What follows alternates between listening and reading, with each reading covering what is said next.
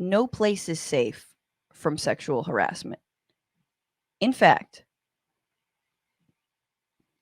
female scientists in Antarctica say that Antarctica is a sexual harassment hellscape. That's right. It's not enough that it's melting. It's not enough that all kinds of anthraxian permafrost viruses are being released. It's not enough that we vie over the freshwater resources and the rights to Antarctica and that they will be the cause of World Wars 5 through 7.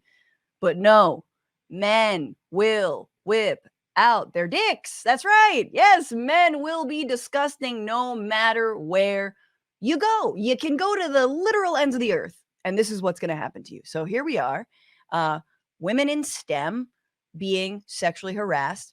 95% of women interviewed in focus groups knew someone who had experienced assault or harassment within the Antarctic program. To outsiders, the graphic detail and matter-of-fact descriptions were shocking, but in the polar science community, the reaction was different. No one was surprised. Yeah. Like, these are the people who are going to save the polar bears? Really? Sir, you're going to get frostbite on that.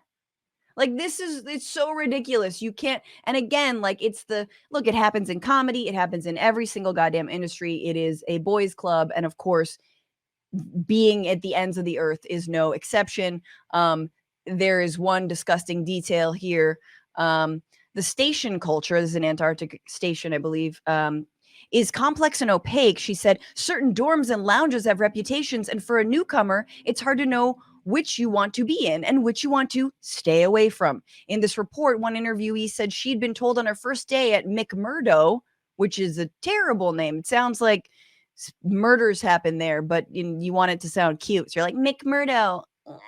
To stay clear of a certain building unless she wanted to be raped. Another woman said she felt like she was seen as prey no matter where she was physically on the base. You know, men, especially on the left, love to fucking Margaret Thatcher me. They love to be like, okay, but like you had like one cunt. Like, yeah, we know. We know. Okay, but Madeleine Albright. Yeah. Every day, y'all fuck up. Every day you're given the opportunity to not be a predator. And every day men fail. And this location is no exception. And I hope their dicks freeze off. And that's all I want to say about that. And yay for women in STEM. My baby has a big ass brain, and I think she's going to be a smart child, because that is apparently how it does work. If you have a big head, you might be smart. And I want her to be a woman in STEM. I don't want her to have to be a podcaster. You know what I'm saying? Even though she would be a Nepo baby podcaster. But anywho, let me bring into the Bitchuation room, the physical room, the virtual room, comedian, head writer of Earth to Net on Disney Plus. And in 2020, you might have caught her live comedy album, Regarding My Lovers, Eliza Skinner. Eliza. Hello. Hi. How are you? I'm good. How are you?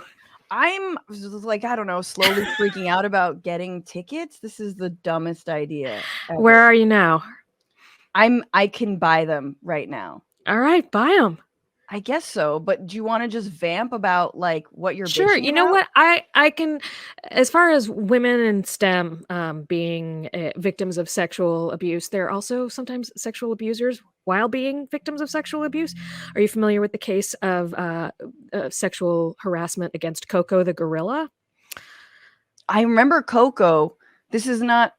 Coco and Harambe are different, right? Coco the gorilla was the gorilla who spoke sign language, and yes. There are lots of videos of Coco meeting celebrities, Robin Williams, Mr. Rogers. I think she had a little kitten that she named All Ball. But I think she's mostly a hoax. I don't think that she could actually speak sign language. I think that it was just like most animal communication attempts. It's them learning a response to like, hey, I do this and it makes you do that, like dog training, like anything. Coco, I found out, only could say like after all this training, finally, I believe it was Coco could say one sentence, which was like, "You banana, give me banana." I don't know, but if you look her up, you can find a lot of videos of her speaking in sign language, and her handler, Francine Patterson, would sort of translate what she was saying, and very often it would be it's just it's if you watch it, you're like, this is not actually happening.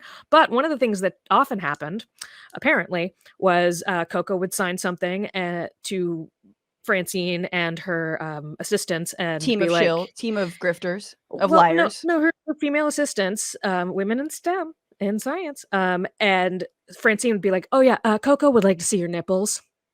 Coco's interested in seeing your nipples. Take your shirts off." And they would be like, "What?" And she'd be like, "Yeah, Coco wants it. She's a gorilla. She wants to see. She wants to see what yours are like. So take off your shirts." And eventually, these women sued Coco and Francine for sexual harassment. There's just no end, is what I'm saying. There's no end.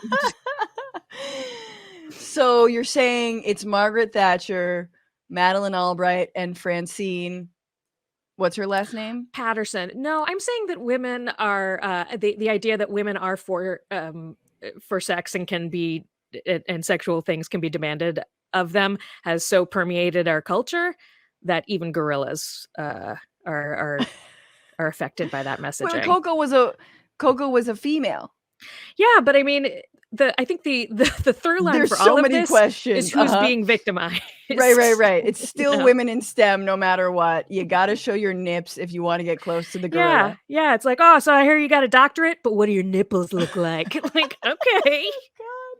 What's going on, Frantifa? If you haven't already, subscribe to this channel right now. Hit that button. And also, you can become a patron and support the show every single week. Get access to bonus episodes and exclusive merchandise. Patreon.com/Bitchuation Room. Do it.